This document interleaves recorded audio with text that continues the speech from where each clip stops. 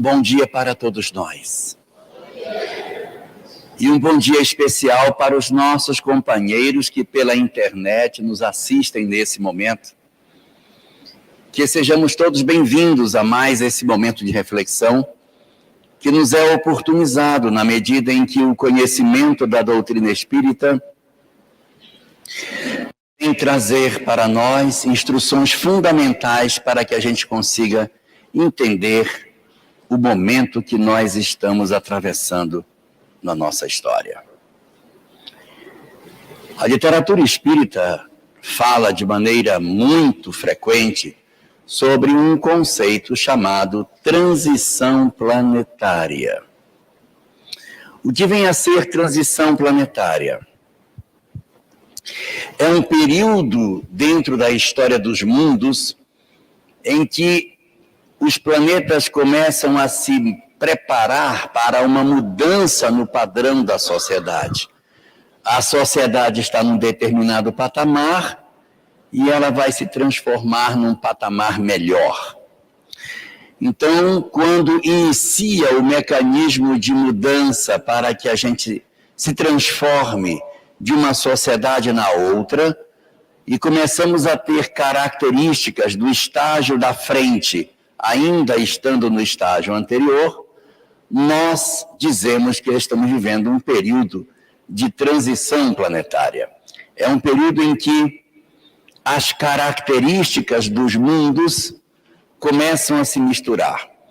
Especificamente na Terra, a transição planetária aqui é mostrada pela nossa saída de uma condição que a literatura espírita chama de mundo de provas e expiações, onde o mal sobrepuja ao bem, onde a sociedade é formada por indivíduos inteligentes e maus, onde nós temos um interesse muito grande pelas coisas materiais, em que existe um afastamento do homem em relação às coisas divinas, em que construímos modelos de sociedade bastante excludentes, com desigualdades sociais muito significativas, e as criaturas, em função de tudo isso, tornam-se profundamente endurecidas.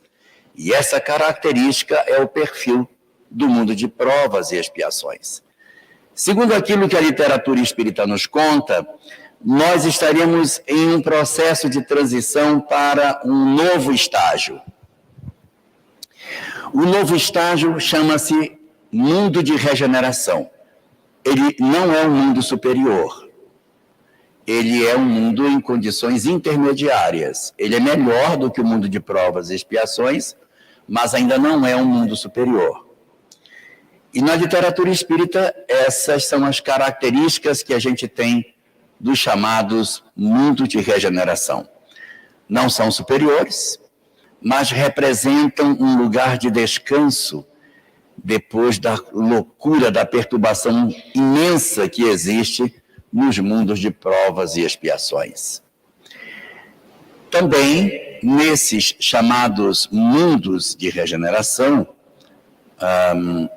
os corpos das pessoas que moram neles não são diferentes dos nossos. Os corpos deles são iguais aos nossos. Não existe uma mudança biológica, Ellen. Não existe nenhum tipo de melhoramento genético para que a gente se torne um mundo de regeneração. Não. O mundo de regeneração é feito exatamente com as características físicas que a gente tem, do jeitinho que a gente é. Então, é o mesmo corpo. O que muda são os objetivos de vida. Então, o mundo não é superior, mas é um local de descanso, e os corpos são iguais aos nossos, ou seja, nós já teríamos condição de sermos um mundo de regeneração se nós assim desejássemos.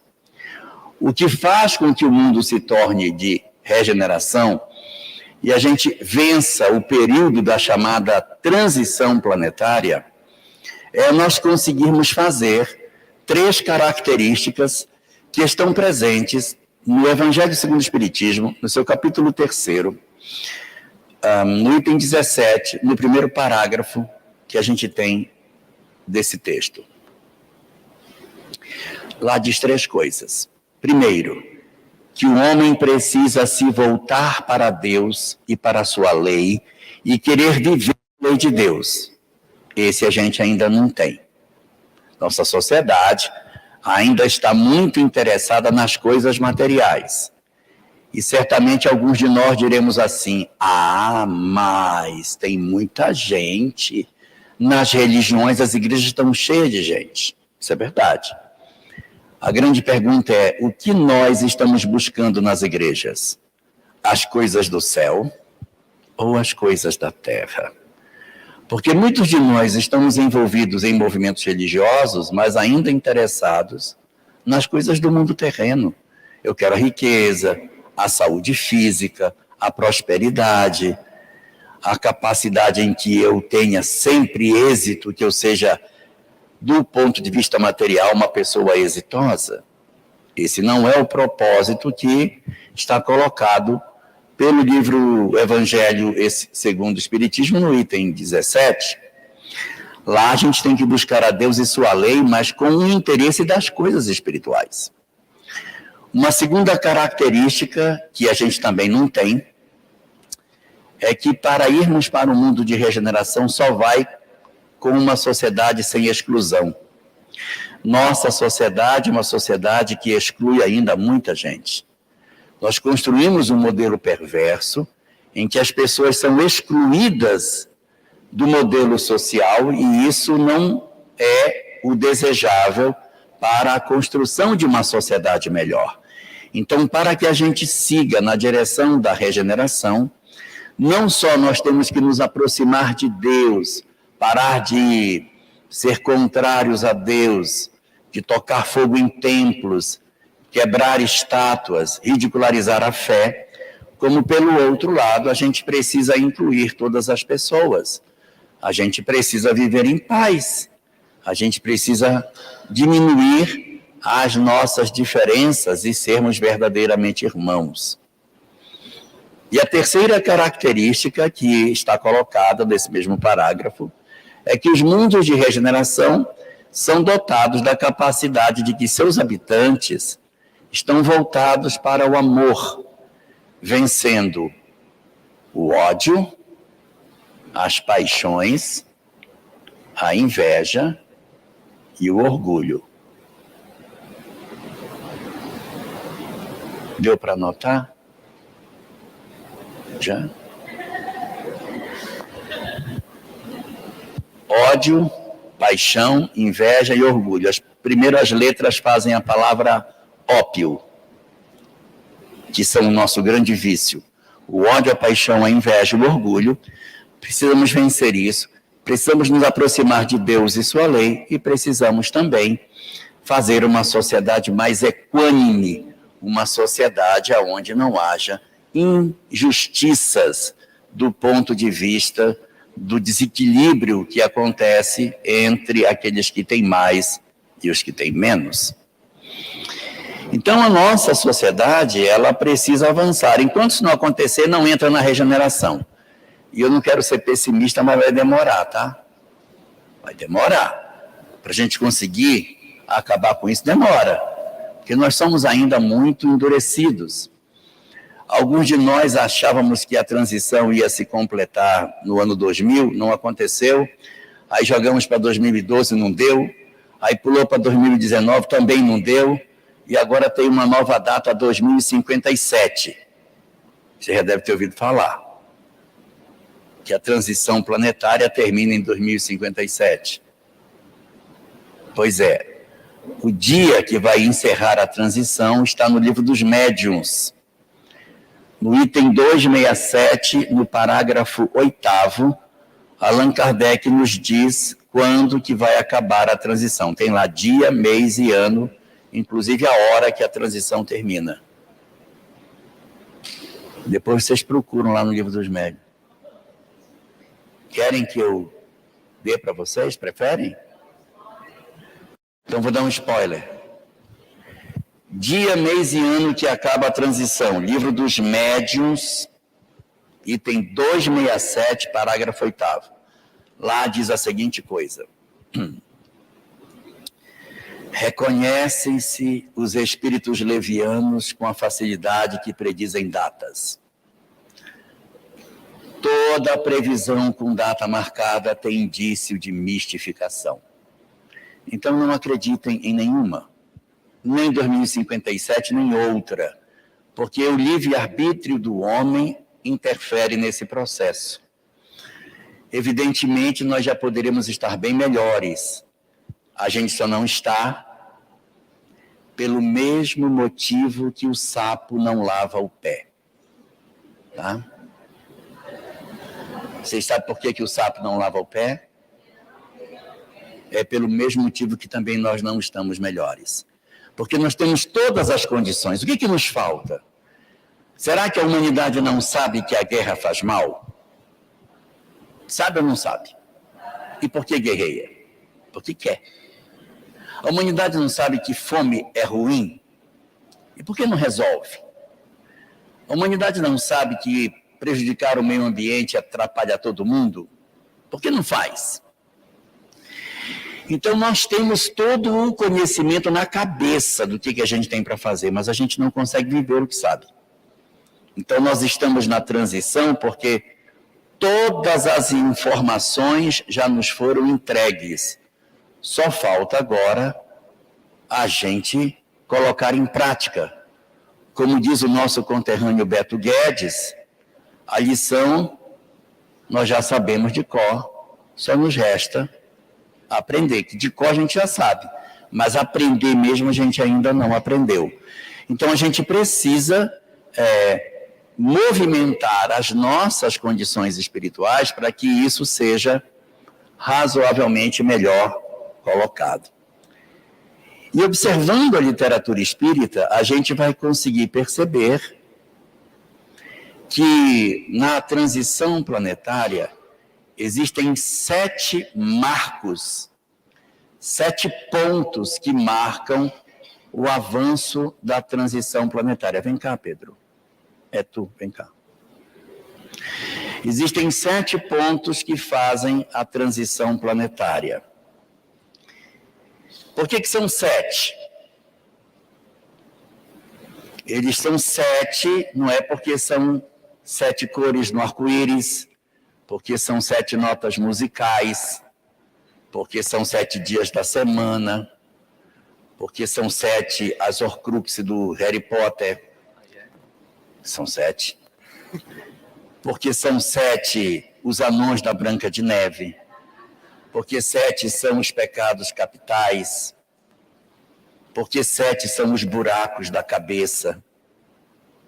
São 7. São 2 olhos, 2 ouvidos, 2 buracos no nariz e uma boca. Dá 7, certinho. Não é por isso. Porque é Ellen. Porque passou de 6 e não chegou a 8. Então são 7. Mostra 7 para mim. Então são 7 momentos diferentes que marcam a chamada transição planetária. Isso não quer dizer que esse vem primeiro, esse vem depois, esse vem depois. Alguns até são sequenciados, mas outros acontecem ao mesmo tempo. Mas existem 7 marcos que a gente observa na literatura espírita para o processo. É porque eu só tenho uma mão. Não. Isso é judeu que faz assim. É.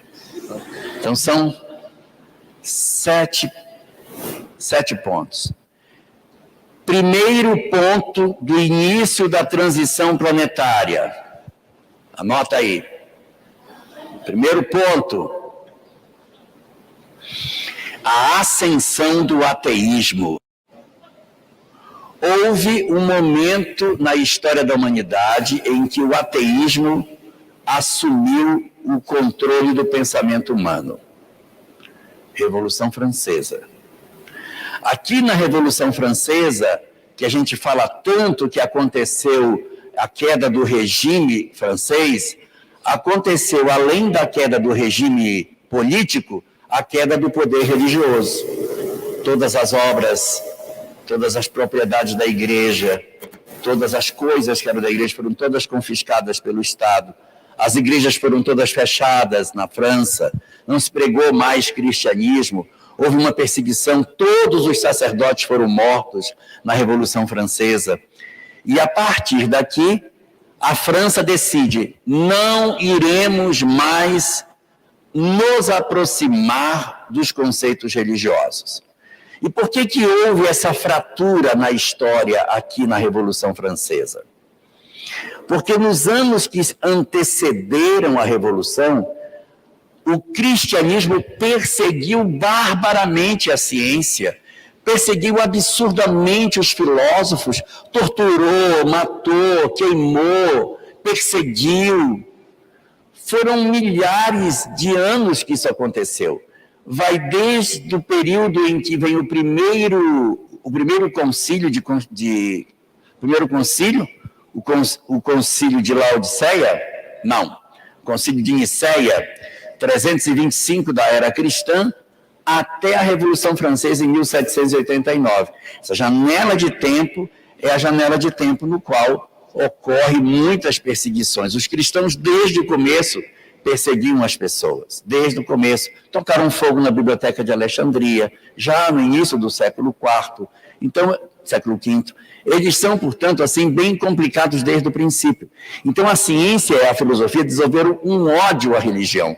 Quando eles tiveram a oportunidade, eles arrancaram a religião do ideário humano e disseram: nós não permitiremos mais que o homem creia em mais nada.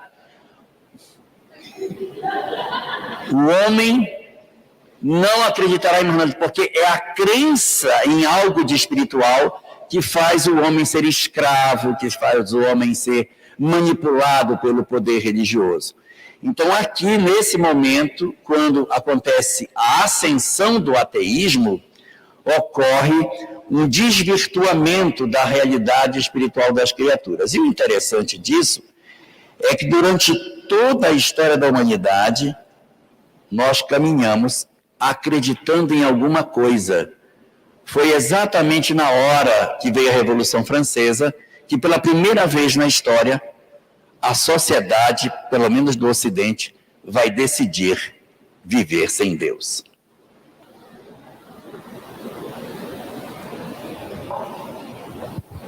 No livro A Gênese de Allan Kardec, publicação da Federação Espírita Brasileira, no capítulo 18, no item 9, está dito aqui que o fenômeno a partir do qual a gente vai observar uma mudança na história da humanidade se deu há quase 100 anos. Ele diz aqui, a transição planetária começou há quase 100 anos. Se fizer as contas, bate na Revolução Francesa. Nesta outra obra, chamada Obras Póstumas, de Allan Kardec, estou aqui com a edição do IDE, Instituto de Difusão Espírita,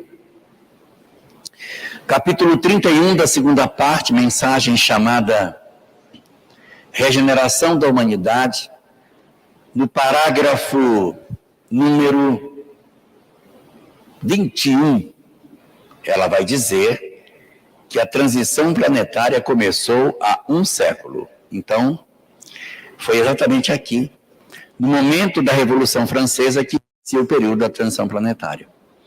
E o ateísmo assume o controle do pensamento humano. A partir daí, todos os pensadores seriam materialistas. Todas as ideias seriam materialistas. As academias se tornariam materialistas. Os ambientes de estudo, as faculdades, as universidades, os locais de estudo, todos seriam materialistas. Nós iríamos avançar para uma realidade em que a religião, a fé, a espiritualidade, tudo que se relacionasse ao espiritual seria perseguido.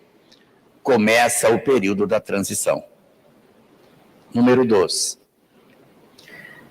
Segundo momento da transição planetária, chama-se a encarnação maciça dos endurecidos. Espíritos profundamente perturbados, desequilibrados, completamente desorganizados emocionalmente, terão a permissão para encarnar na Terra nesse período. Não é que eles não encarnassem antes, eles encarnavam, mas eles encarnavam com um conta-gota, sabe? Tinha um conta-gota. Aí pingava um, depois pingava o outro. Quando chegou a hora da transição, a espiritualidade tira a tampa do conta-gota e derrama o frasco. Então nasceu tudo, dá até um bocado para vir, tá? Ainda não veio todo mundo, não. Mas já veio um bocado. É porque vocês são muito novos, vocês não sabem, mas não era assim o mundo antes. O mundo mudou muito nos últimos 50 anos. O pai do Vicente sabe disso, que é dessa época. O mundo mudou. Nos últimos 50 anos, as coisas mudaram profundamente por conta do acentuado número de entidades profundamente perturbadas que nasceram entre nós. O que essas entidades perturbadas elas trazem para serem perturbadas? Está na página 39 do livro Ceareiros de Volta, uma mensagem assinada por Albano Couto. Lá ele diz que essas entidades estão vinculadas a 3 tipos de problemas. Primeiro, um acentuado interesse nos bens da terra, em dinheiro, posse, destrói o meio ambiente, mata os outros se for preciso. Eu quero dinheiro, poder, riqueza. Eu quero poder ter dinheiro muito, só presta se for muito. Então as pessoas ficam profundamente perturbadas por dinheiro. Esse é o primeiro. Só o primeiro. Vocês estão vendo alguma coisa assim na Terra hoje? Não? Tá, ótimo.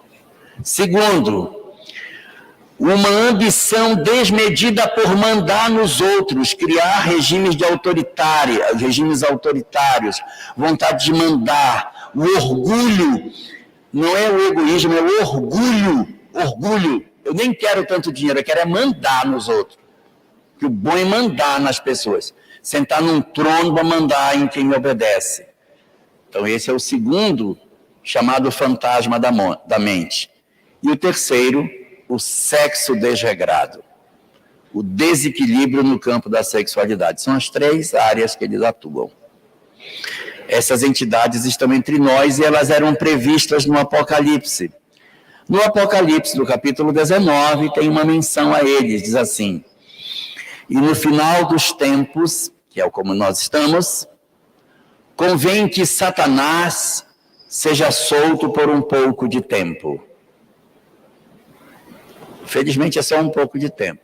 Então convém que Satanás seja solto por um pouco de tempo. Não precisa ter medo, porque o Satanás já está entre nós. Então pode ficar tranquilo, que eles já estão aqui, é só ligar a televisão, que você vai dizer, meu Deus, não é possível, é um absurdo. É um absurdo mesmo.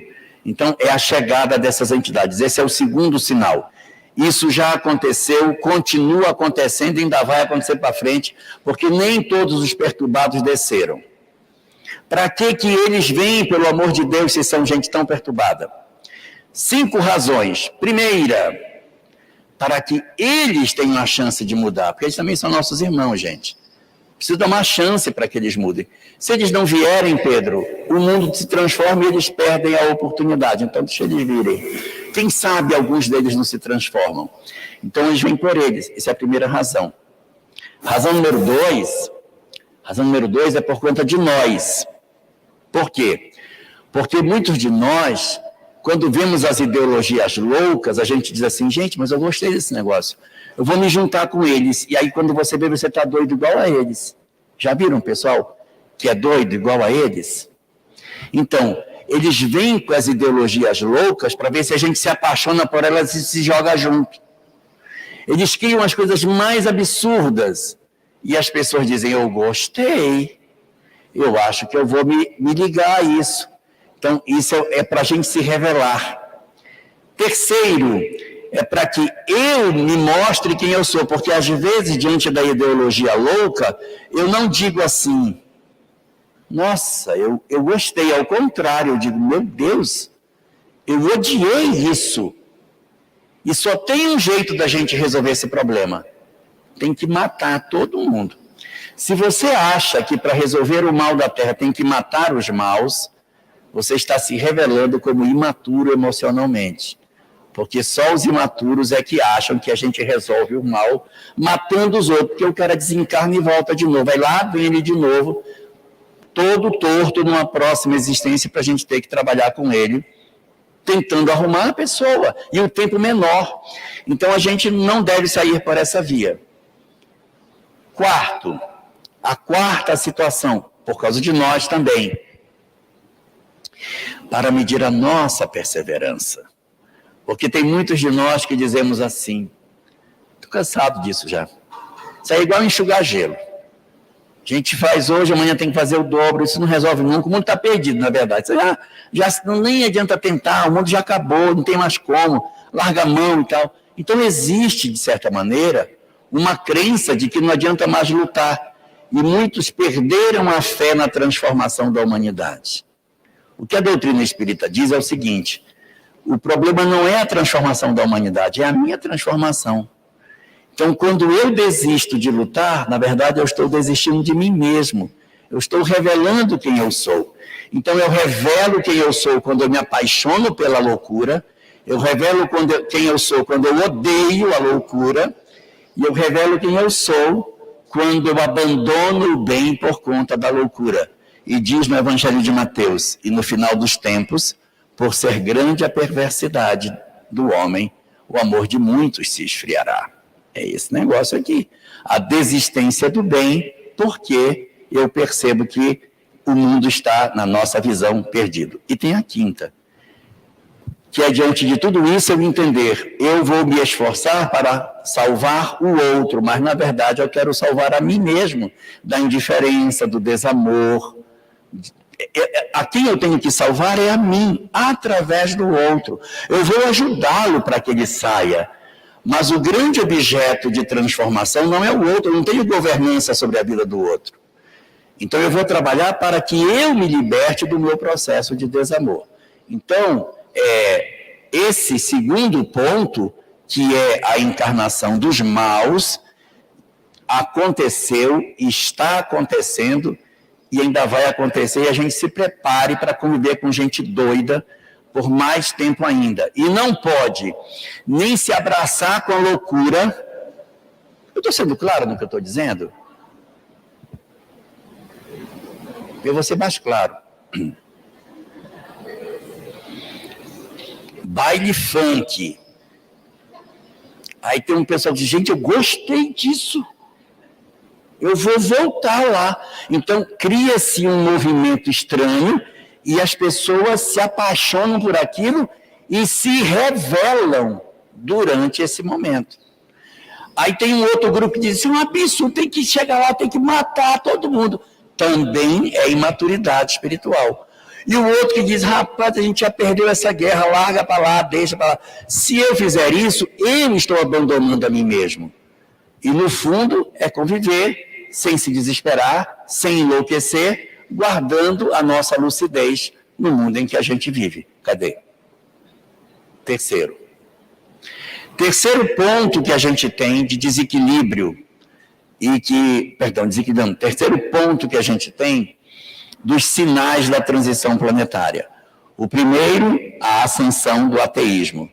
O segundo, a encarnação maciça dos maus, dos loucos, os endurecidos, os perversos, os cruéis, os indiferentes no bem, as almas mais endurecidas do nosso planeta estão encarnando. Parte encarna para perturbar e parte fica do lado de lá, vai, assodando as pessoas para seguirem as ideologias loucas. E o terceiro é a encarnação dos bons, porque junto com a encarnação dos maus, também se dá a encarnação dos bons. Nós não temos na Terra somente uma encarnação maciça de entidade perturbada. Nós temos também uma encarnação de espíritos benfeitores que vêm para ajudar. Não se alegre muito, porque os maus vêm aos milhões. Esse vem às dezenas. Eles não são muitos. Porque se eles forem muitos, eles vão fazer o trabalho que é nosso, não pode? Quem tem que fazer é nós. Nós é que temos que fazer. Somos nós que temos que empreender o processo de mudança do planeta. Então tem que ser pouquinho mesmo. Vem pouquinho para nascer num lugar, aí ele influencia aquelas pessoas, aí nasce um outro lá longe. E é assim, eles influenciam e nós temos que, da nossa própria vontade, decidirmos seguir as ideias que eles propõem. Então aqui nós temos a encarnação dos bons. Então, vem a ascensão do materialismo, a encarnação maciça dos maus, a encarnação dos bons, e tem a quarta. Eu não quero que ninguém se apavore com o quarto. A quarto é chamado de o império do mal. O império do mal. Porque a ascensão do materialismo é só a ascensão do materialismo. É só o momento em que o materialismo ele se apresenta e tenta se impor como ideologia. Só que a vinda do materialismo, somada com esse monte de gente perturbada, e a tentativa de corrigir sem que ninguém queira, resulta no império do mal. Nós estamos vivendo, neste período, a fase do império do mal. E a gente percebe isso porque está tudo de ponta cabeça. Já perceberam que está tudo de cabeça para baixo? O certo virou errado, o errado virou certo. As pessoas validam todas as coisas mais esquisitas. Você diz, não é possível. É o império do mal. Isso é uma sinalização de que nós estamos vivendo o período da transição planetária. Essa convulsão. E no livro A Gênese, quando Allan Kardec trata sobre essa questão, ele diz o seguinte, que a transição planetária, ela não é, na verdade, uma mudança geológica que as pessoas às vezes acham. Olha, na transição vai ter um tremor de terra, e aí o mundo vai voltar a ficar em pé, que o nosso planeta ele gira deitado assim, com 23 graus. Então vai acontecer um negócio que ele vai ficar em pé. Não pode, gente. Se o planeta ficar assim, com um eixo vertical, é o caos. Se ele mudar 1 milímetrozinho de subida, já é um problema. Se ele mudar 1 grau, é uma desgraça. Se ele mudar 1 minuto, é uma coisa. Se ele mudar 1 segundo de minuto de grau, o nosso planeta já sente uma tsunami, um terremoto, um maremoto. Não dá para mudar. Então pode esquecer essas coisas que a gente fica assistindo, que o Sol vai esquentar o núcleo do planeta, ele vai explodir, e as pessoas vão fugir para a Amazônia, porque todos os países da Europa vão ser idos para o fundo. Porque... Na Gênese, Kardec diz, não são as entranhas do planeta que irão se movimentar. O que caracteriza a transição planetária são as guerras ideológicas. Não são as guerras físicas, não são pestes, pandemias, guerras. Gente, guerra sempre teve, pandemia sempre teve, tudo sempre teve. E não era transição. Então não é um terremoto. Ou teve um terremoto na Turquia, então agora vai. Segundo o que a doutrina espírita diz, não são coisas materiais que vão identificar que nós estamos na transição. É a convulsão do pensamento humano. A guerra não é de soldados, é de pessoas. O campo de batalha não é um terreno físico, é a internet, onde as pessoas brigam, se agridem, se ofendem. Aí elas não podem matar os outros, elas cancelam e elas excluem as pessoas, e aí gera um fenômeno de adoecimento muito grande da sociedade. Então, esse período agora, chamado de Império do Mal, é esse período de perturbação sem fim, que a gente tem a sensação de que o mundo vai se acabar desse jeito, mas não vai, isso vai passar. Isso vai passar, é só um período de tempo. Durante a transição planetária, isso vai acontecer. Quinto período, eu falei ascensão do ateísmo, Encarnação dos maus. Encarnação dos bons. Império do mal. E agora o quinto. Não se preocupem com o quinto. O quinto chama-se período dos testemunhos. Vai começar. Tá? O que é o período dos testemunhos? É o momento no qual nós iremos dar o nosso contributo para a transição planetária. A gente ainda não está dando, mas nós iremos dar. Sim, vai ser o período fortíssimo aí dos nossos testemunhos, tá? E a gente vai enfrentar desafios enormes em virtude da necessidade da mudança que a Terra vai atravessar. O período de testemunho, ele vai se alongar para a nossa próxima existência, porque certamente nós não vamos encarnar no Brasil na próxima, a gente encarna no outro canto. Nós vamos nos espalhar pelo planeta. Então esse vai ser um período bem difícil para nós, e vai ser o momento em que a gente vai demonstrar que a gente, de fato, está querendo que as coisas de maneira correta aconteçam. Aí nós temos o sexto, passa 5 para lá. O sexto período é o período da chamada migração planetária. O que é a migração? É o momento em que os espíritos irão ser retirados da Terra. Já começou também, mas vai demorar para terminar. Então é a etapa em que as entidades irão sair. Quem sai da Terra? Sai apenas os maus não tocados pelo bem. Quem for mau e for tocado pelo bem não sai. Os maus tocados pelo bem saem do planeta. Os maus tocados pelo bem ficam na Terra, mas vão para outros lugares do planeta dar testemunho. Para outros lugares que estejam pior do que aqui. Então, por exemplo, seu sobrenome é de que lugar, meu filho? É Líbano? Tu vai voltar para lá. Vai. É o teu destino. A Ellen vai voltar para onde, Ellen? De onde sua família é, minha filha? Portugal. Hã? Então, você... Não, quem... Ai, meu Deus, eu vou para a Europa. Gente, a Europa vai ficar pior do que outro lugar do mundo. Daqui a uns 50 anos ela vai estar bem ruinzinha. Então... Oi? Não, olha, o Brasil vai precisar de gente aqui. Mas analisem comigo, por que o governador planetário botaria todo mundo num lugar só? Não tem sentido. Ele não é governador do Brasil, ele é governador da Terra. Por que você botaria todo mundo num canto só se você governa a Terra? Está na cara.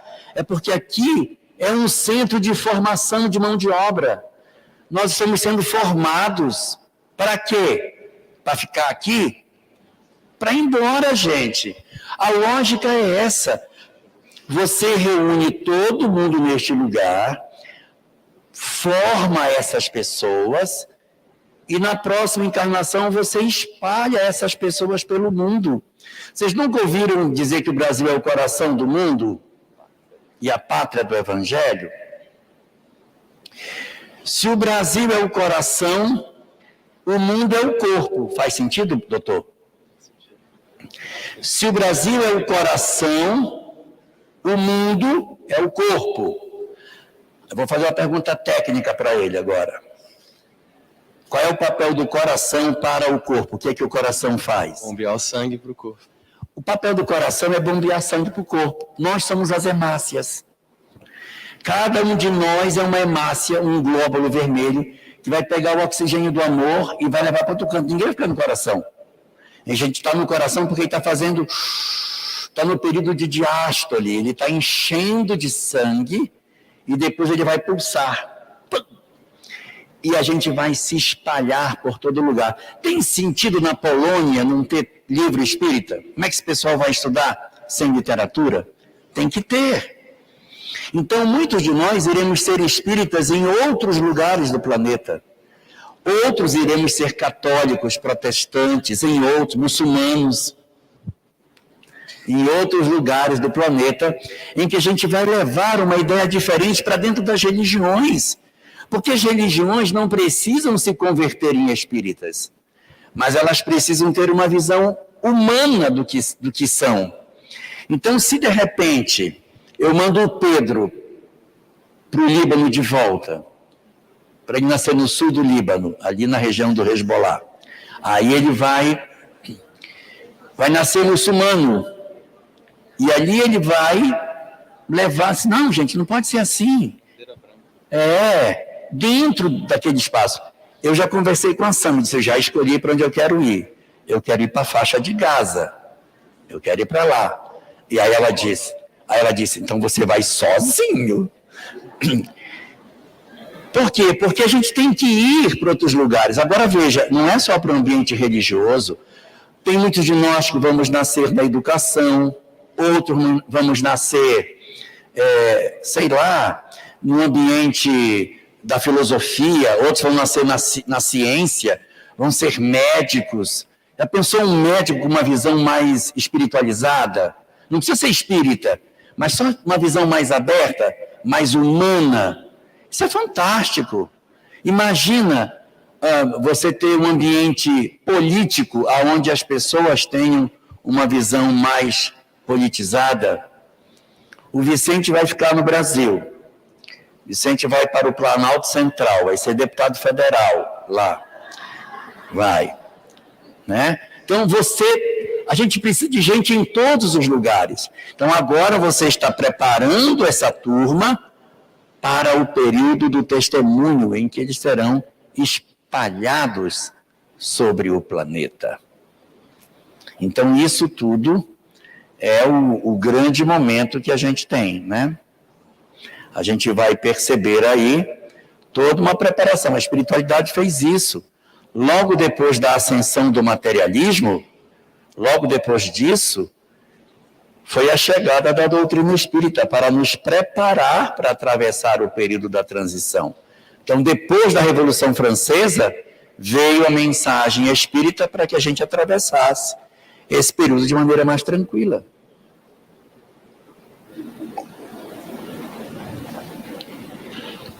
Então, após o período de testemunho, vem a migração. Quem não conseguiu vai migrar. E essa migração vai produzir em nós a possibilidade da Terra melhorar. Então, tem muita gente que diz assim, não tem como a Terra melhorar. Está cada vez pior. Tem mais gente doida. Como é que vai melhorar se está cada vez pior? É porque, na verdade, tem uma pessoa que toma conta da torneira e que decide quem encarna e quem não encarna. Se os espíritos que controlam isso disserem, não, a partir de agora não vai mais encarnar esse pessoal, vai encarnar só uma outra espécie, se eu pudesse assim dizer, espírito de um outro padrão espiritual, automaticamente a Terra evolui. Então, cadê os 5? Depois do período do testemunho, veio o período da migração planetária. E a migração planetária vai levar o último período, que é a implantação da regeneração. Aí pronto, fechou a chamada transição planetária. Nós encontramos aqui, tu já pode ir, nós encontramos aqui o mecanismo do desenvolvimento. Só que quando a gente olha por esse lado, a gente está vendo o plano do que está acontecendo. Só que nós estamos... Deus seja louvado. Abre para mim, minha filha. Põe. A gente está vendo o plano. Por que eu quis mostrar o plano? Para que a gente não perca as esperanças. Para que a gente não fique muito aflito com as coisas que estão acontecendo.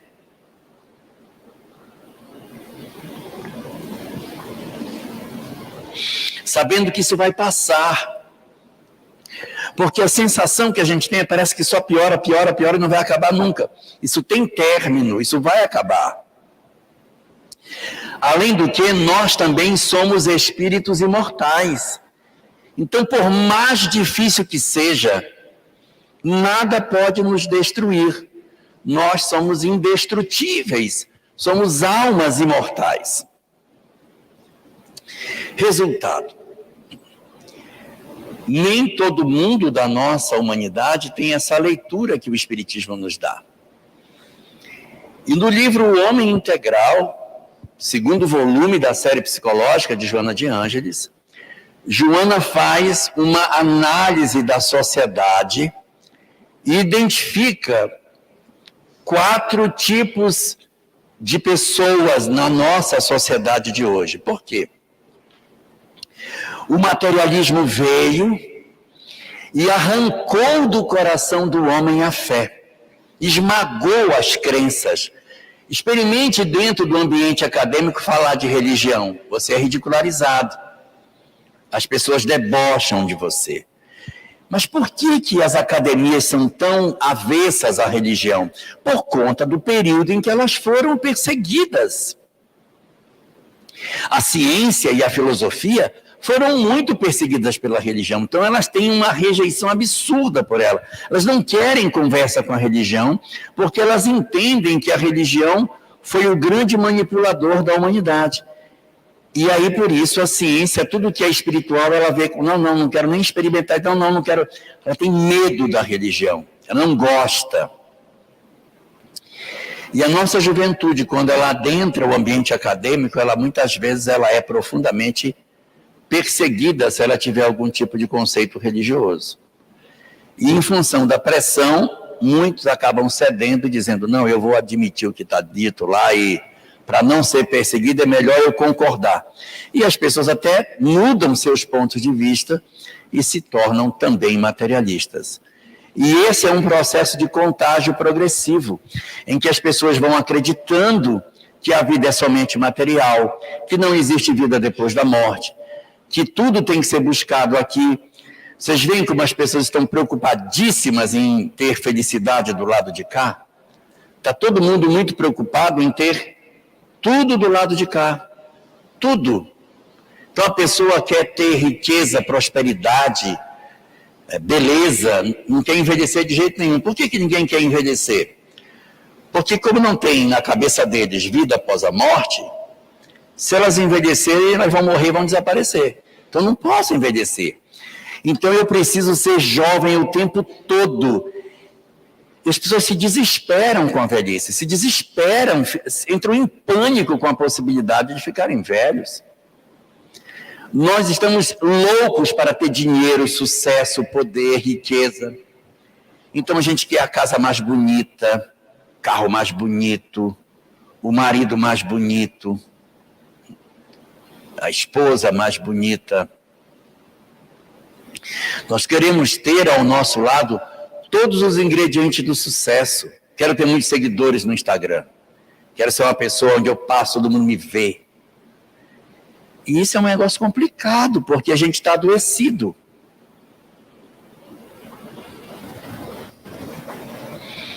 A gente só não sabe o quão doente nós estamos porque a gente está tomando medicação. Experimenta, Ellen, suspender toda a medicação tarja preta por 1 ano, de todo mundo, no mundo inteiro. Imagina como é que vai ficar o planeta. Hoje as pessoas estão no sinal, o outro bate o carro dele por trás, ele sai do carro e diz assim, ficou lindo o amassado. Moço, muito obrigado, porque esse amassado ficou igual a uma flor. Eu me apaixonei, vou botar até uma foto, postar no meu Instagram do amassado, ficou lindo. Tira a medicação para ver. Então nós não sabemos o quão doentes nós estamos, porque está todo mundo medicado. Para saber quem nós somos, tem que tirar a medicação para saber o quanto eu estou hoje aflito por conta das questões do presente. E muitos de nós estamos vivendo isso em função dos problemas que a nossa sociedade nos impõe, de riqueza, prosperidade, sucesso. A pessoa tem que ter todo o sucesso do mundo. Complicado, muito complicado. E aí Joana de Ângeles, olhando esse quadro, ela diz o seguinte: é possível identificar 4 tribos de pessoas na Terra hoje. Primeiro grupo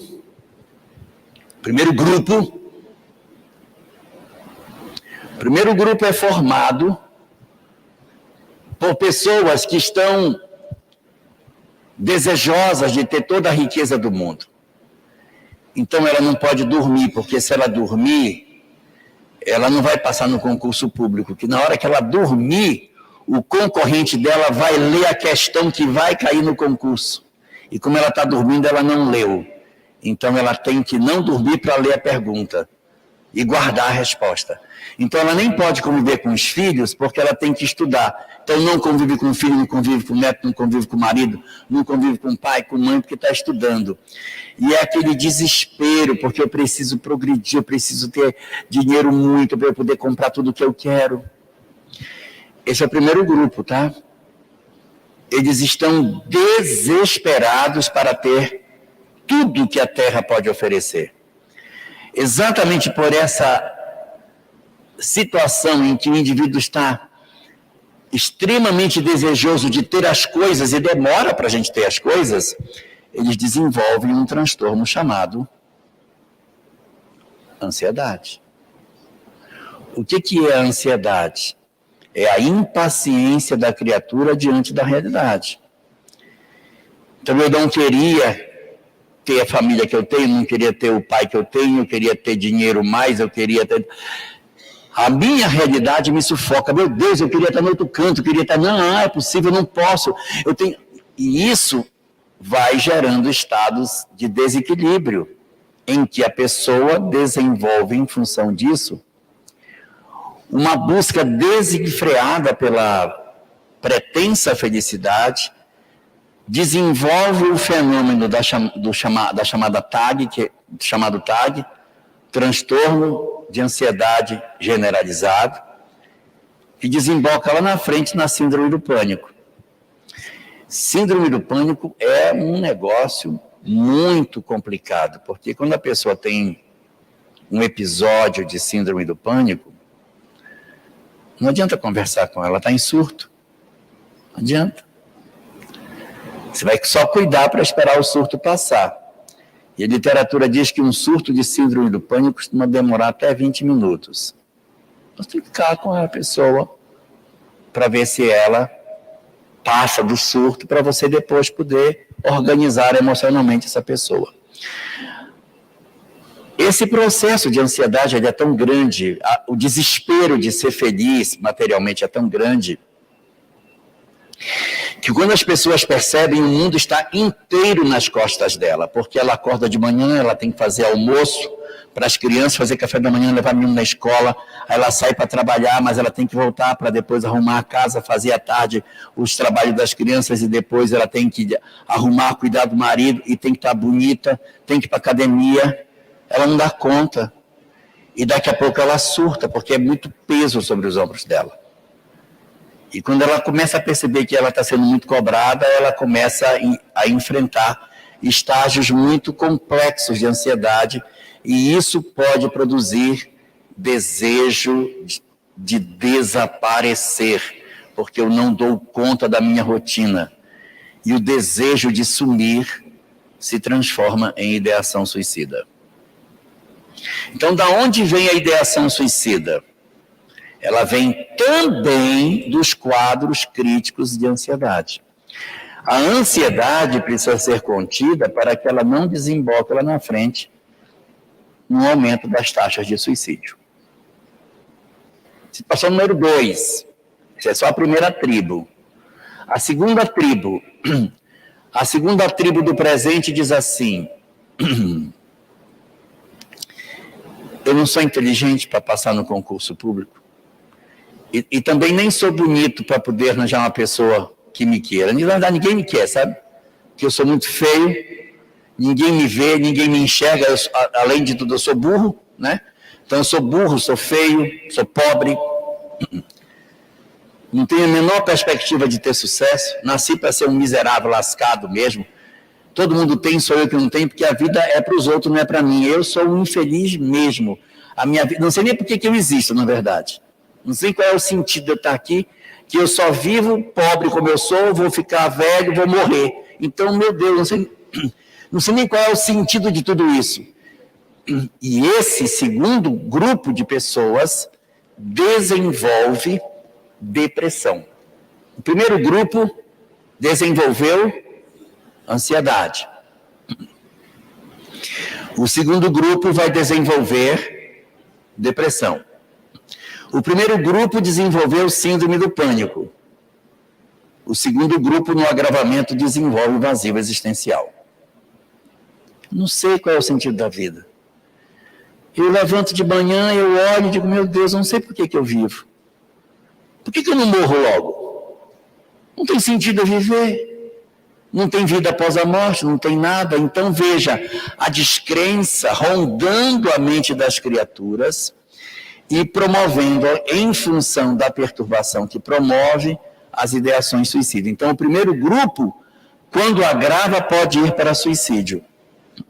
A depressão, quando agrava, também leva para o suicídio.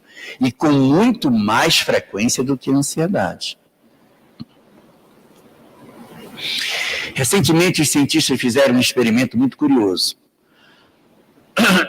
Olha essa, Pedro. Isso é interessante. Olha essa, Ellen. Interessante. Eles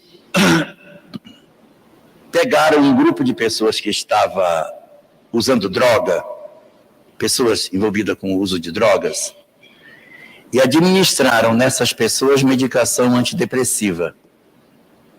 O que aconteceu? Diminuiu o interesse pela droga. E eles estão concluindo que o que leva à drogadição é depressão. Por quê? A minha vida é muito ruim, aí eu me drogo para que eu saia da minha realidade. Então, por exemplo, você tem 2 filhos. Você tem uma filha que é depressiva e você tem um filho, também adolescente, que é usuário de drogas.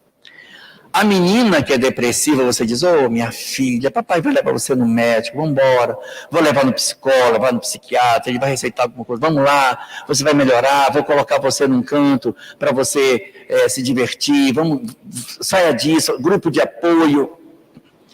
Por quê? Porque ele enxerga aquela depressiva e ele quer ajudar. Aí o menino chega, aí diz, você é diferente da sua irmã, você é um vagabundo mesmo, você é um drogado, você é um irresponsável. Ele não consegue ver que o garoto também é depressivo. Só que a menina está usando droga lícita e ele está usando droga ilícita. Mas o objetivo dele na busca da droga ilícita é sair do processo de depressão. Ele nem sabe que ele é depressivo. Mas quando ele se sente mal, ele procura a droga. Porque é o gatilho para que ele procure sair do estado de tristeza que ele se encontra. Ele vai, usa a droga, se estabiliza. Então, ele se compensa na droga. Resultado, nós estamos precisando fazer urgentemente uma revisão sobre o que a gente, de fato, tem como propósito no tratamento da questão da drogadição, no acolhimento das pessoas em processo de depressão. Porque essa depressão, se não cuidada, avança, agrava e pode conduzir também ao aumento das taxas de suicídio. Eu confundo vocês com o que eu estou dizendo? Está claro? Tranquilo? Terceiro grupo. O terceiro grupo diz assim, eu não tenho interesse igual esses malucos que ficam ansiosos aí para querer ter tudo do mundo, ter o corpo perfeito, ter o marido perfeito, ser rico. Eu não quero isso para mim. Deus me livre. Vou me matar para querer ser rico? Está aí uma coisa que não me mexe. E eu também não sou igual a esses loucos que estão se deprimindo porque o mundo não gosta deles, porque eles são feios, porque eles são pobres. Eu também não vou deprimir. Então é um grupo que ele nem está buscando ansiosamente a riqueza do mundo e nem está desesperado pelo fato de que ele não alcançou a condição de riqueza, ele não está depressivo. Esse terceiro grupo ele tem uma terceira linha de raciocínio. Ele diz o seguinte: sabe por que eu não quero a riqueza que a sociedade dá e nem vou deprimir por conta dessa sociedade maluca? Sabe por quê? Porque eu odeio vocês. Eu odeio essa sociedade mentirosa, essa sociedade ridícula, porque eu odeio meu pai, eu odeio a minha mãe, eu odeio meu corpo, eu odeio minha família, eu odeio a sociedade, eu odeio Deus, eu odeio tudo. A única coisa que eu não odeio é odiar. Então eu gosto de confrontar, eu gosto de escandalizar, eu gosto de causar, eu gosto de agredir. Então eu me visto de uma maneira que eu agrida. Eu uso meu corpo de maneira que eu agrida, porque eu odeio vocês, eu não gosto desse padrão de vida de vocês. Eu odeio essa sociedade ridícula, hipócrita, mentirosa, cheia de pessoas perversas. Eu odeio todos vocês, eu quero que vocês morram. Esse é o terceiro grupo. Os inadaptados, os rebeldes, os que fazem a ruptura com todos os padrões que a sociedade tem. A sociedade quer que eu me comporte como? Assim? Pois eu serei ao contrário, eu serei desse jeito, exatamente para que eu mostre para eles que eu não aceito padrão, eu não aceito regra, eu não aceito nada. E como eles vivem em uma sociedade sem Deus, não tem Deus, não tem regra. Eu posso fazer o que eu quiser da minha vida, que eu não vou prestar contas a ninguém. Eu posso me prostituir, eu posso me drogar, eu posso viver da maneira mais absoluta possível, eu posso agredir meus pais, posso botar meus pais para fora de casa, eu posso fazer o que eu quiser, porque eu odeio vocês. Ficou claro o terceiro grupo? Esse terceiro grupo também se suicida. Porque a vida também não tem sentido. Não há sentido em viver. Todos esses três grupos, eles não acreditam em nada após a morte, então a vida não tem muito sentido para eles. A vida é uma sequência de coisas que no fim só vai levar à velhice e à morte. Então, para que eu vou querer viver? Então, eles são estimulados a promover um processo de ruptura.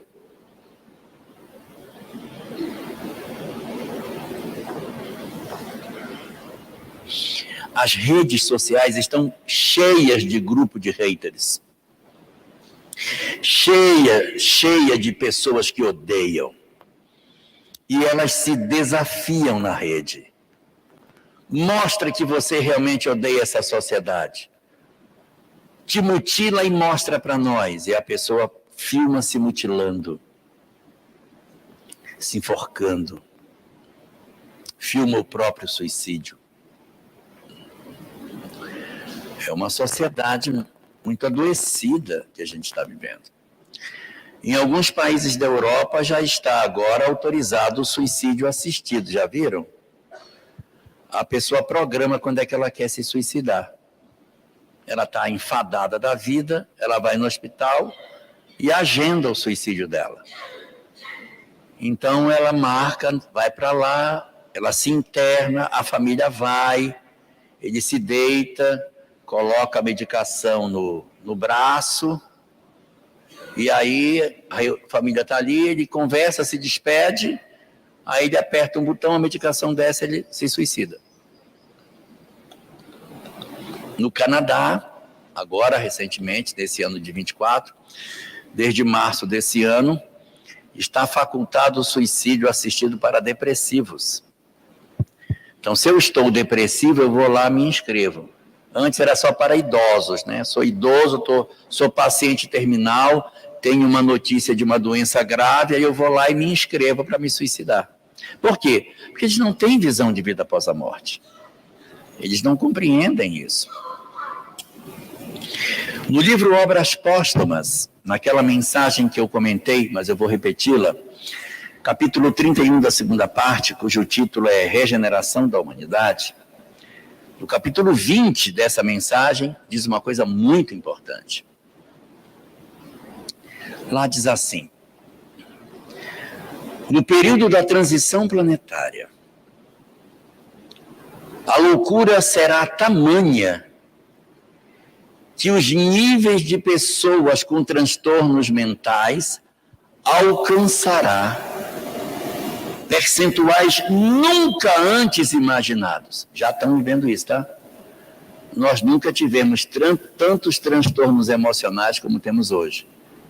Isso está escrito, que na transição planetária, o transtorno emocional alcançaria níveis nunca antes vistos. Segue o texto. E, por conseguinte, a taxa de suicídio alcançará níveis que nunca antes tivemos. Já está acontecendo. As taxas de suicídio hoje, elas são bem maiores do que as eram nos anos anteriores. Existe um estudo feito por Max Weber do suicídio na Europa no século XIX. É interessante estudar porque ali está o que Max Weber via como problema de suicídio. As taxas bem menores do que hoje. Hoje muito pior. Por quê? Por causa da falta de fé. A fé era um instrumento que defendia as pessoas do enlouquecimento. E na hora que a Revolução Francesa arrancou a fé, arrebentou com a sociedade. Destruiu. Esse mesmo parágrafo 20, ele vai falar 4 coisas. A primeira é que o adoecimento mental vai aumentar. Já aconteceu. A segunda é que, consequentemente, o suicídio encontrará taxas muito mais elevadas do que as de hoje. Está acontecendo. Terceira, e o suicídio será tão frequente que as próprias crianças se suicidarão. Quando isso foi escrito em 1866, que é de quando essa mensagem é, não se imaginava a criança se suicidando. E hoje nós temos suicídio de crianças. A automutilação cresceu 900% nos últimos 10 anos. Vocês sabem o que é a automutilação, né? As pessoas que se machucam. Geralmente, as meninas que fazem automutilação, geralmente, elas gostam de usar roupa de moletom comprido, de uma cor escura, e elas vão para a escola num calor danado com aquele moletom em cima do corpo. Para quê? Para ninguém ver as marcas. Por que escuro? Para que o sangue não manche. E elas, na hora do intervalo, elas pegam o moletom pela ponta, assim, elas ficam segurando pela pontinha. Então, se você tem alguém adolescente que anda de moletom segurando assim na ponta dele para a manga não subir, desconfie. E se for verdade, não se escandalize e também não queira gritar com a pessoa, que você só piora. Menina, você está se cortando, você é maluca. Não adianta, gente. Tem que ter muita tranquilidade. Você puxou, viu, filha? Vem cá, senta aqui. Fala para sua mãe, o que está acontecendo? O que foi que houve? Porque se a pessoa já está num processo de automutilação, para se suicidar, não é muito difícil. Então, se você avança para cima da pessoa com violência, com agressividade, a tendência é que essa pessoa se sinta menos motivada a ficar. Então, tem que ter muita habilidade. Porque quem se mutila não está brincando. Quem se mutila está dando um sinal fortíssimo de que essa pessoa é capaz, sim, de cometer o suicídio.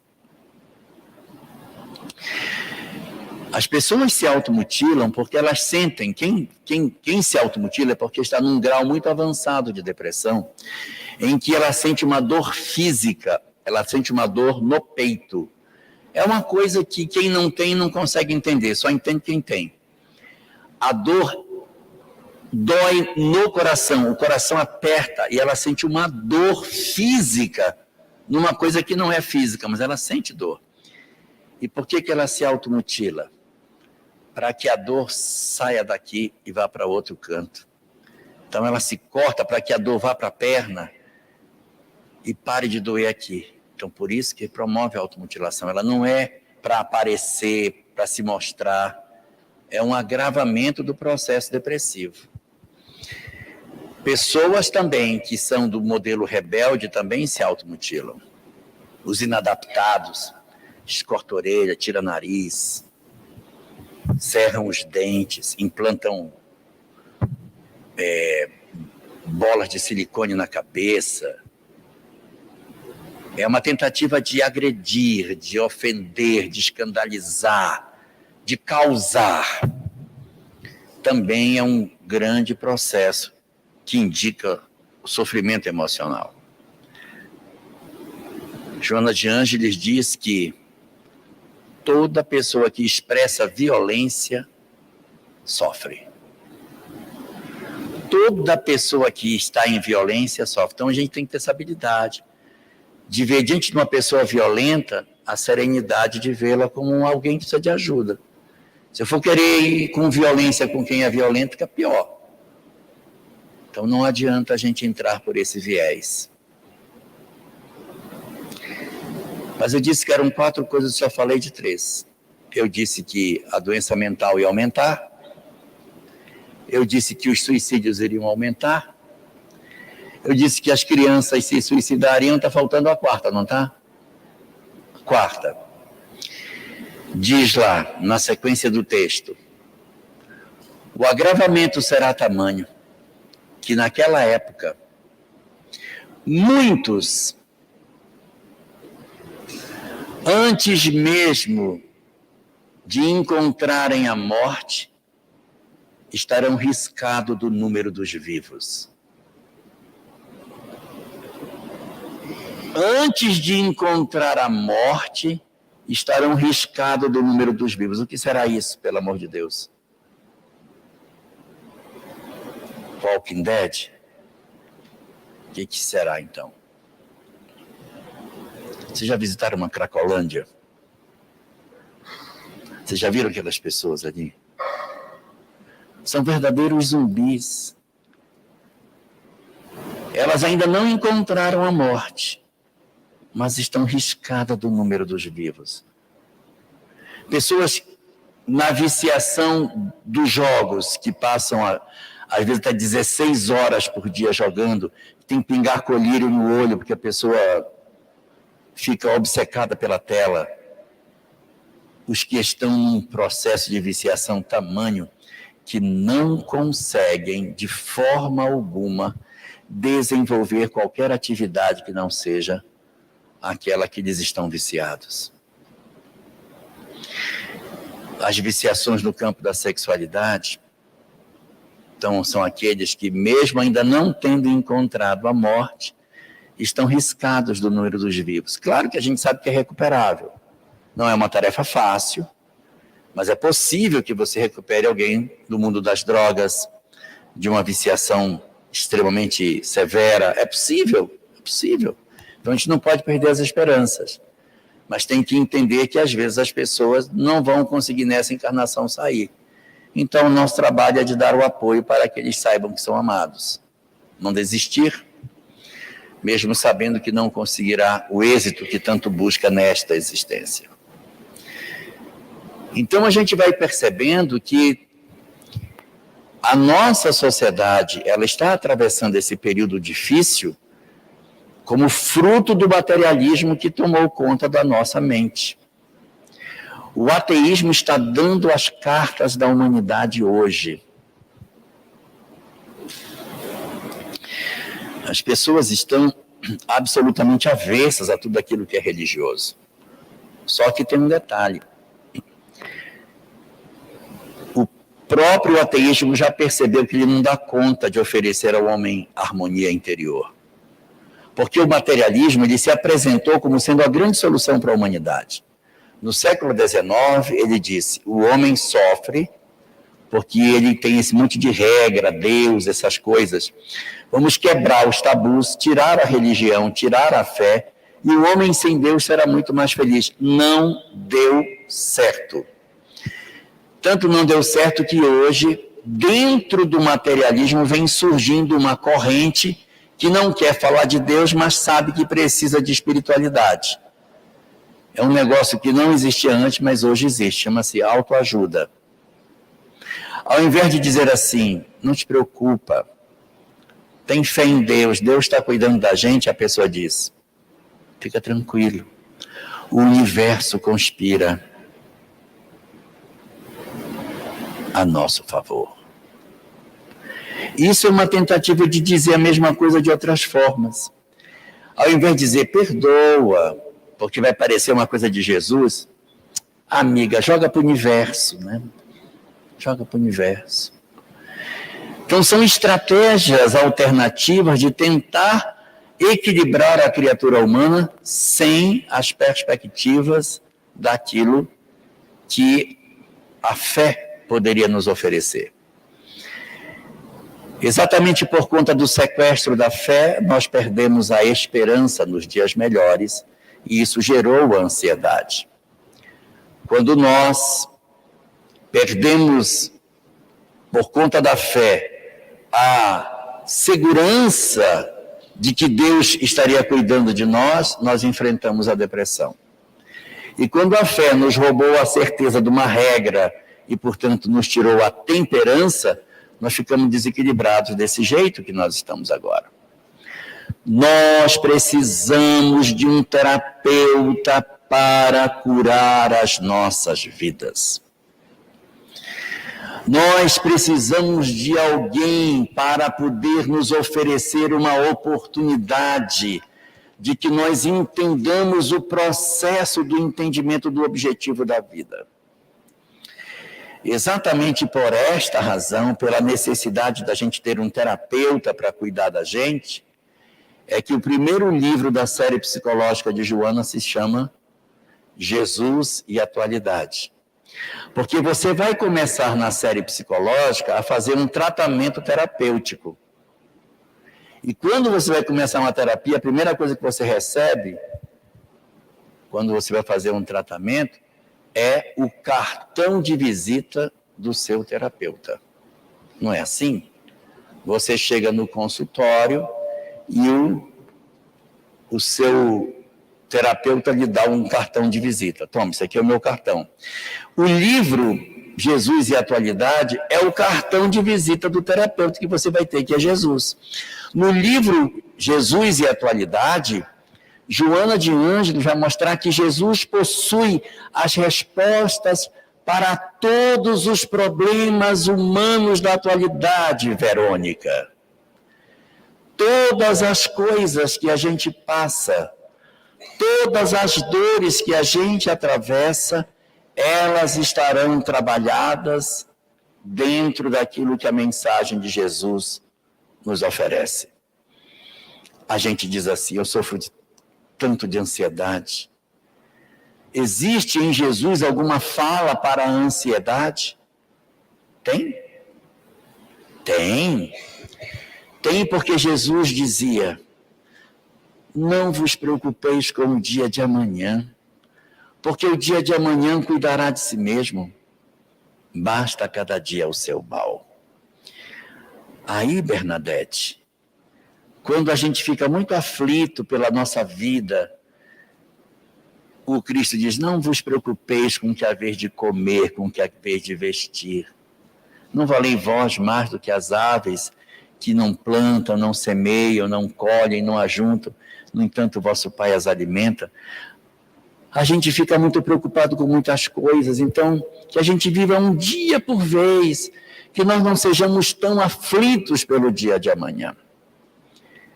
E para quem vive o drama doloroso da depressão, diz o Cristo, vinde a mim todos que vos achais cansados e aflitos, e eu vos aliviarei. Tomai sobre vós o meu jugo porque eis que sou manso e humilde de coração. O meu jugo é suave, o meu fardo é leve. Por que o fardo de Jesus é leve? Porque a gente carrega muita coisa nas costas. Carrega muita mágoa, muito ódio, muito ressentimento, muito rancor. Nós carregamos muita coisa ruim que pesa na gente. Então a gente acaba levando um fardo muito pesado, que é o fardo da raiva que eu tenho, do ódio que eu tenho, da mágoa que eu tenho. Então na hora que a gente se aproxima de Jesus, ele diz, perdoa. Não, perdoa, deixa. Aproximar-se de Jesus não é fisicamente, é aproximar as nossas vidas do ensinamento dele. Então, se você aproxima e você decide perdoar, todo mundo que já perdoou já deve ter visto isso. A gente, quando perdoa, assim, nossa, parece que eu tirei um peso das minhas costas. Estou me sentindo super leve, dormindo melhor, a gente consegue ter mais leveza. Por quê? Porque nós não fomos programados para odiar. O ódio não faz parte do projeto divino. Então, por isso que a gente adoece, por isso que a gente fica mal, por isso que a gente não dorme, por isso que a gente envelhece, por isso que o nosso organismo dá uma série de sinais. A gente, quando tem um problema emocional, o nosso corpo todo reage fisicamente, a gente adoece. Os desequilíbrios emocionais, eles adoecem a gente, Carol. Eles destroem a gente fisicamente. Quem quiser se aproximar do que é que as doenças produzem no corpo, pegue o livro 6 da série psicológica, Autodescobrimento, uma viagem interior, é o nome do livro. Deve ter aí na livraria. Capítulo 1, capítulo 7, capítulo 10. Lá tem uma série de doenças e por que isso produz. Gastrite. É porque a pessoa não consegue digerir os problemas que tem. Aí, pega um outro problema lá, asma, o que é? Aí tem lá, tem umas 60 doenças lá, e o que produz, em termos emocionais, para que aquela doença se manifeste em nós. E como é que eu me curo disso? O terapeuta é Jesus. O maior psicoterapeuta que a Terra já conheceu. Porque sua doutrina, ensinando o amor, permite com que nós entendamos o grande processo da vida, o grande entendimento da razão pela qual nós existimos. Nós vamos conhecer a encarnação, a reencarnação, a lei de causa e efeito, o entendimento do porquê nascemos, porquê minha família é complicada, porquê meu corpo é do jeito que ele é, porquê das limitações que eu possuo, porquê das minhas dores. E na medida que eu entendo minhas dores, vem em seguida a terapia do Cristo. Agora que você entendeu, perdoa. Agora que você entendeu, ama. Faz o movimento de libertação, supera a pequenez, olha para o alto, te vê como um ser imortal, te liberta da dor, da saudade dos que partiram, sabendo que aqueles que partiram antes de nós também vivem, nos aguardam, nos esperam. Então são tantas as consolações, são tantas as notícias espirituais que a gente colhe daquilo que a mensagem espírita nos oferece, que Jesus verdadeiramente é o terapeuta por excelência para todos nós e a melhor estratégia para que a gente viva neste mundo que a gente está. Porque são 4 os grupos e eu só falei de 3. Eu falei dos ansiosos, eu falei dos depressivos e eu falei dos inadaptados, dos rebeldes. Mas eu não falei do 4. O 4 são aqueles de nós que descobrimos que a vida é imortal, que elegemos Jesus como referência para as nossas vidas, que decidimos amar como regra de conduta, ainda que não sejamos amados, que decidimos fazer o bem ainda que o outro não nos retribua, porque eu preciso cuidar do meu desamor. Se o outro não me entrega amor, a responsabilidade é dele, mas eu preciso amar. Mesmo que o outro não me entregue, eu preciso para ter saúde, para que eu tenha paz, para que eu consiga, de fato, promover um aproveitamento da minha encarnação. Se eu não conseguir descobrir que o amor é o propósito da minha existência, se eu não conseguir acordar para o sentido mais profundo de tudo aquilo que a vida me pede, Ivo, se eu não conseguir fazer isso, eu vou perder tempo. Quando eu descobrir que existe Deus tomando conta das nossas vidas, e que eu me aproximar dessa lei de Deus, que eu diminuir o meu egoísmo e aprender a viver numa sociedade partilhada, com fraternidade, com inclusão, e quando eu conseguir viver o amor, vencendo o ódio, a paixão, a inveja e o orgulho, eu ingresso na regeneração. Pode ser que a pessoa do meu lado não ingresse, mas eu já vivo em regeneração. Porque a regeneração, ela não é do planeta inteiro, ela é indivíduo a indivíduo. Nesta sala que estamos aqui, já pode ter pessoas que já estão vivendo no mundo de regeneração. Os que decidiram pelo amor, os que decidiram pela fraternidade, pelo perdão, já vivem, porque o corpo é o mesmo. Não tem diferença de corpo. É só dentro, é o software que muda, não é o hardware. Então, é quando eu decido pelo bem, quando eu decido pelo amor, quando eu decido que os ensinamentos de Jesus são a baliza para a minha vida, eu me transformo em regeneração. Então, a chamada que a doutrina espírita faz é essa. Que a gente não fique esperando que o mundo entre em regeneração para a gente ser bom. Porque ele será bom em função da mudança de cada um individualmente. É a mudança de cada um de nós que vai fazer com que o mundo se transforme. O mundo de regeneração, ele na verdade é formado de pessoas em regeneração. Não é o mundo que se torna e as pessoas se modificam, não. É a mudança de cada um de nós que vai se somando como uma pequenina lâmpada que se acende e que vai iluminando o planeta na proposta do Cristo, de que nós todos somos a luz do mundo. É dessa maneira que a humanidade muda. Um por um, como diz Emmanuel, palmo a palmo, coração a coração, eu me converto e eu já sou uma luz no mundo. O outro se converte e devagarinho o planeta vai mudando. Por isso que não tem data para acontecer, porque é uma tarefa de cada um de nós, Eurípides. É uma mudança do interior das nossas almas. É cada um decidindo por eleger na sua vida esse momento novo para transformar os nossos corações e aí então valorizarmos a vida por entendermos o magnífico propósito pelo qual o Senhor nos trouxe nesse período de transição planetária para que a gente ajude a implantar na Terra a regeneração. Nós vamos abrir um tempinho para perguntas, porque eu acredito que alguém possa ter dúvidas.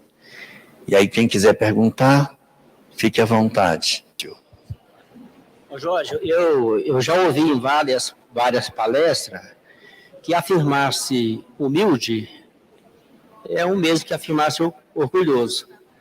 E Jesus disse, aprendei comigo que sou manso e humilde de coração. Pode me explicar a diferença, como compreender melhor?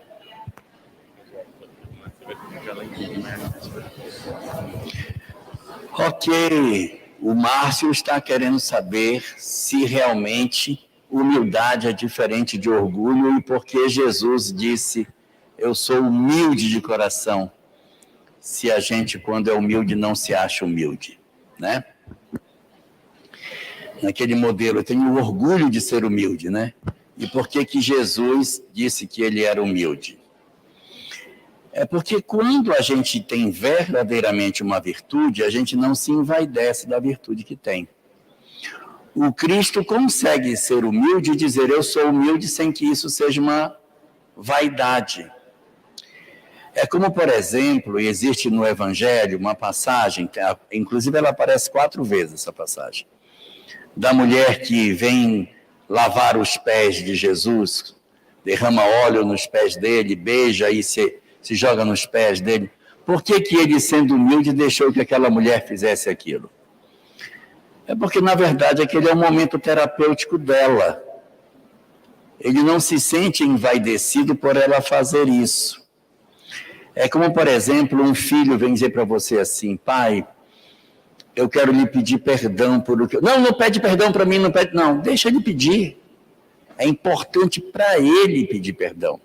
Não é para você, mas esse momento terapêutico é dele, em que ele vem, ele precisa dizer, pai, eu quero te pedir perdão pelo que eu fiz para você. Ele precisa terminar a frase, ele precisa chorar, ele precisa fazer contato com a dor dele, porque é terapêutico para ele. Quando aquela mulher vem e ela faz aquele ato de beijar os pés de Jesus, lavar os pés dele, ela está, na verdade, fazendo um momento terapêutico. E ele permite com que ela faça isso, porque é importante para ela, mas ele não estava assim, envaidecendo pelo que ela faz. É a mesma razão pela qual ele diz, eu sou humilde. Ele tem a virtude e isso não o envaidece. Imagina se você está dentro de um avião, uma pessoa passa mal, aí a aeromoça diz, um médico, por favor. Aí o outro diz, eu sou médico, mas eu tenho vergonha de dizer que eu sou médico, porque vai ficar todo mundo olhando, gente, olha, ele é médico. Não, eu sou humilde, eu não vou dizer que eu sou médico. A pessoa morre. Então, na verdade, a humildade não é você dizer, você assumir o que você é não se envaidecer daquilo que se é. Se eu sou e não me envaideço do que sou, eu sou humilde. A vaidade está em você achar que você é importante pelo fato de você ser daquela forma. Então, o Cristo dizia, eu sou humilde porque é humilde mesmo, mas a humildade não é, na verdade, o orgulho. O orgulho é diferente. E só para terminar, existe uma coisa que é importante. O Buda dizia que a humildade está no caminho do meio. Às vezes a gente pensa que as coisas são assim. Se um defeito está numa ponta, na outra ponta está a virtude. E o Buda dizia não. Se aqui tem um defeito, do outro lado também é defeito. A virtude está no meio. Então, por exemplo, se aqui está o orgulho, a humildade não está do outro lado, a humildade está no centro. Do outro lado está a subserviência, que é você ser humilhado, ser pisado, cuspido, amassado e dizer, eu mereço mesmo. É isso que eu mereço. Isso não é virtude, isso também é defeito. Chama-se subserviência. A humildade é você ser o que você é, sem se envaidecer daquilo que a vida lhe deu. Caiu. Dúvidas? Diga.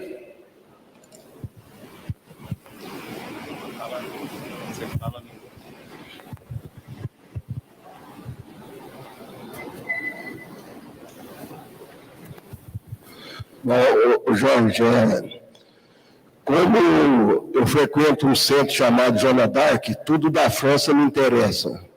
Por que a França, a Revolução Francesa, levou ao materialismo?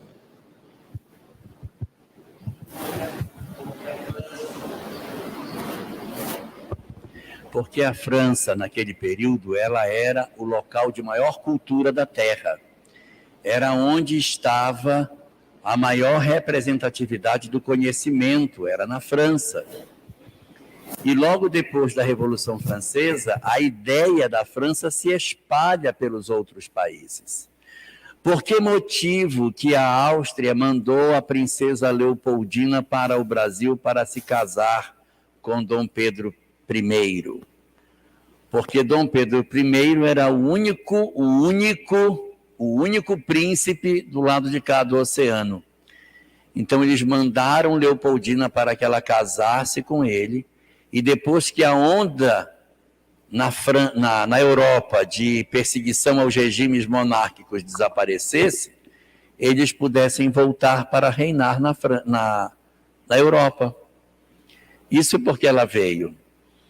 Só que não deu certo, porque a onda de rejeição pelo absolutismo, ela se espalhou e até Portugal teve que rever o seu modelo, porque antes Dom João VI regia sozinho, e ele teve que ceder a uma monarquia constitucional, e aí não havia motivo para Dom Pedro ir para lá, ele ficou do lado de cá como sendo o imperador do lado do Brasil.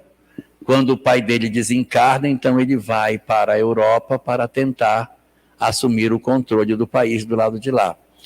Mas o grande objetivo é que a Revolução Francesa, ela se alastra pelos outros países e derruba uma série de monarquias naquela mesma época, porque a ideia era que não se poderia mais permitir o absolutismo como regência dos povos.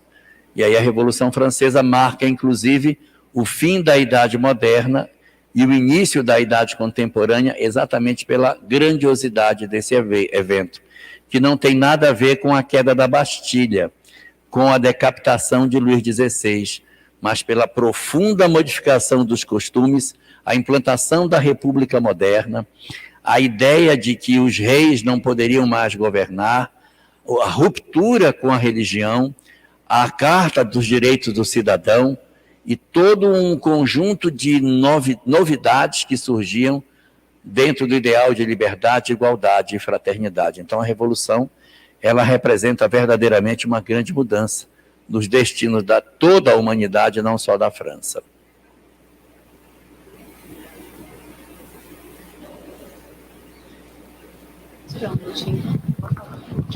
Jorge, gostaria de te pedir um favor, que é o seguinte. Muitas vezes eu tenho muita dificuldade, às vezes, de falar para as pessoas, explicar sobre essa questão da visão espírita, sobre os processos reencarnatórios, porque as pessoas perguntam, quando é que isto vai cessar? Se nós tivermos que ficar sempre vindo aqui, voltando, uma pessoa, que você tem que fazer sempre seus resgates, a pessoa tem que fazer o resgate, qual seria uma forma assim, mais tranquila, simples de explicar? Por favor. A encarnação, ela é uma necessidade enquanto o espírito não alcança o grau de pureza suficiente para não retornar. Segundo o Livro dos Espíritos, a condição para não haver encarnação é quando atingimos a condição de espírito puro. Enquanto não alcançamos a condição de espírito puro, a gente vai reencarnar. O que significa dizer que está muito longe ainda a gente parar de reencarnar. Muito longe. Nós temos desafios tão grandes, a gente não consegue conviver nem com o pessoal dentro de casa, a gente não consegue conviver com o pai, não consegue conviver com mãe, não consegue conviver com os próprios filhos que saíram do nosso ventre. Não estou nem falando da sociedade, estou falando de casa, da família. Um espírito que tem conflitos tão profundos que ainda não consegue sequer amar os entes queridos. Uma sociedade que ainda não acredita em Deus, que não sabe dividir, não sabe partilhar, não sabe não guerrear, que não entende a necessidade da fraternidade. Ela está longe demais de pensar no final da sua possibilidade de encarnação. Sem dúvida nenhuma, esse processo tem uma expectativa, mas está tão distante de nós que, por hora, é mais interessante que a gente se ocupe daquilo que nos toca mais de perto. Em O Livro dos Espíritos, questão número 14, Allan Kardec começa a fazer uma série de perguntas sobre Deus e os Espíritos dizem: não vos preocupeis com esses assuntos. Não busqueis entender aquilo que na verdade não vos tornaria melhores, antes mais orgulhosos, porque acreditaríeis saber quando nada sabeis. Ponto. Buscai primeiramente aquilo que vos toca mais de perto, que vos será mais útil do que querer penetrar naquilo que é impenetrável. É o que está dito na questão 14. Então, diante desse cenário, onde nós temos ainda desafios tão gigantescos para ultrapassar, embora a gente saiba para onde vamos, os desafios são tão profundos que, na verdade, a gente tem que se ater àquilo que nos toca mais de perto. É como uma ameba questionando a outra, dizer: acredita em mim, um dia você vai ser um anjo, você vai ser um espírito superior. E a ameba diz: eu estou querendo pelo menos ter 2 células, porque eu sou um ser unicelular ainda. Até eu chegar na condição de anjo, eu já tem uma evolução anímica imensa me aguardando. Então, a gente tem que saber que vai para o anjo, conforme a questão 540 do Livro dos Espíritos. É assim que tudo serve, que tudo se encadeia da natureza, desde o átomo primitivo até o arcanjo, que um dia também começou por ser átomo. Maravilhosa lei de harmonia que o vosso acanhado espírito não pode entender em seu conjunto.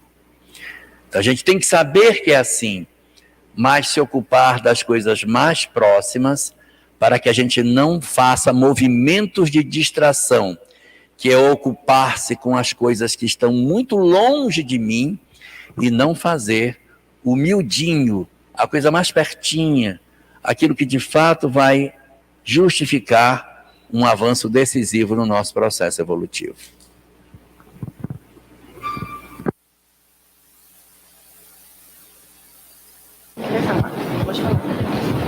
Alô? Meu amigo Jorge, eu queria, porque assim, muita gente não comenta do Martinho Lutero. Ele lutou também contra o cristianismo, né? Queria que você falasse sobre ele, Bruno. O livro A Caminho da Luz fala de várias iniciativas para o resgate da mensagem cristã. E ali na obra, Emmanuel vai enumerar várias tentativas. Nós temos uma tentativa feita no ano 800, quando o Sacro Império Romano, na pessoa de Carlos Magno, inicia, e ele é coroado no dia de Natal do ano 800, e a espiritualidade o envolve para que ele seja uma espécie de resgatador da mensagem. Não funciona, mas ele era uma tentativa. Depois fala sobre Pierre Devaux, que foi uma outra tentativa de resgate.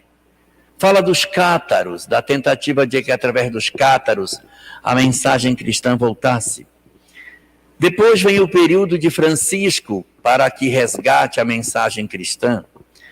Depois vem a mensagem que aparece já no século XV, 1415, se eu não me engano, quando Jean Hus também tenta resgatar a mensagem cristã. E no século XVI, com a Dieta de Espira, a publicação daquelas 95 teses na frente da igreja, Lutero se apresenta como sendo mais uma tentativa de resgate cristão. Então, ele não é uma tentativa isolada. Existem várias tentativas antes e depois dele também. Muhammad, antes do Sacro Império Romano, também é uma tentativa. Ou seja, o Islã, no ano 670 da era cristã, é mais uma das tentativas do mundo espiritual do resgate da mensagem do Cristo. Lutero é mais um. E há uma curiosidade sobre Lutero. O nome dele não era Martinho Lutero. O nome dele era Martin Luther. Não era King, mas era Martin Luther. E o nome do pastor americano é Martin Luther King Jr. É Martin Luther. E o Martin Luther, que seria o Martinho Lutero, ele vai ter um papel importantíssimo. E ele é a primeira vez em todas as tentativas da mensagem cristã que vai dar certo. Sabe por quê? Porque Lutero, segundo aquilo que a história relata, e Emmanuel fala isso no livro A Caminho da Luz, ele contou com uma arma que nenhum dos outros tinha, chamada imprensa.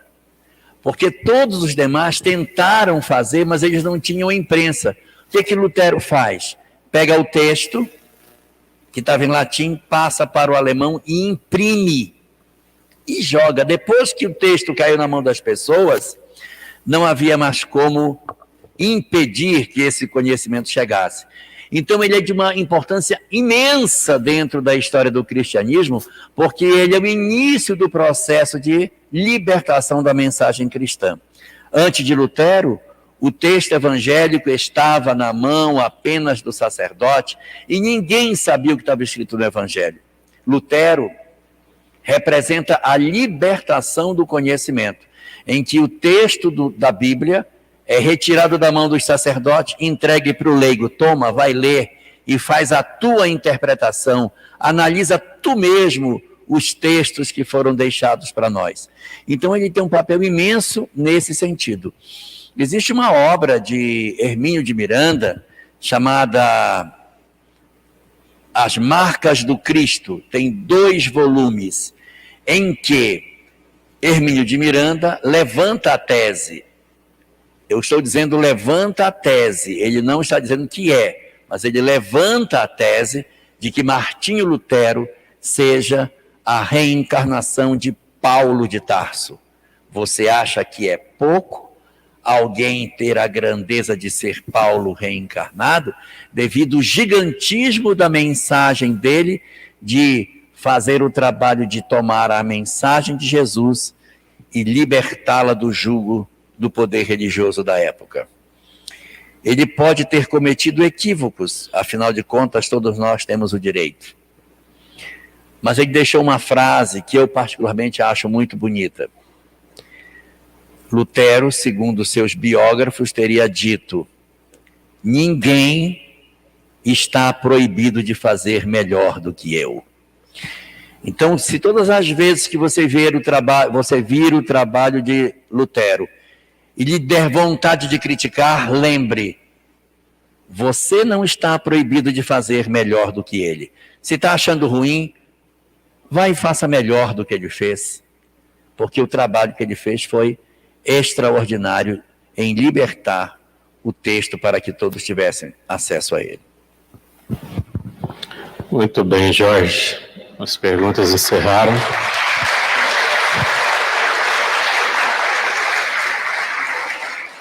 Se quiser levantar aí. Nós só temos a agradecê-lo. Pode vir cá em cima. Queria divulgar aqui o livro que o Jorge está com exposição aqui na nossa livraria, Parábolas do Amor, Jesus próximo ao seu coração em parábolas e poemas. E no finalzinho aqui, na reflexão para as parábolas, ele fala assim, permeiam os capítulos belos poemas de Sâmia Awada, que é a esposa do Jorge, emocionantes testemunhos de amor e gratidão à espiritualidade, a Jesus e ao convite. Venha se emocionar e aceite o convite do Mestre ao dizer ao seu coração: te conheço, são milênios que nos unem, compreendo as origens da tua dor. Com esta fala, a gente percebe a importância da gente falar sobre valorização da vida, sobre entender as nossas conexões com o Criador, as nossas necessidades de realmente nos conectar ao Criador, e nada mais do que o Evangelho de Jesus a nos proporcionar este caminho, este aprendizado, esse direcionamento.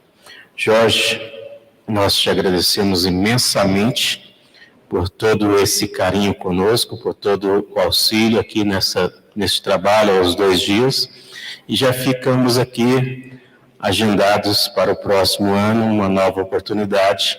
Depois nós vamos estar divulgando para o Encontro Espírita 2025.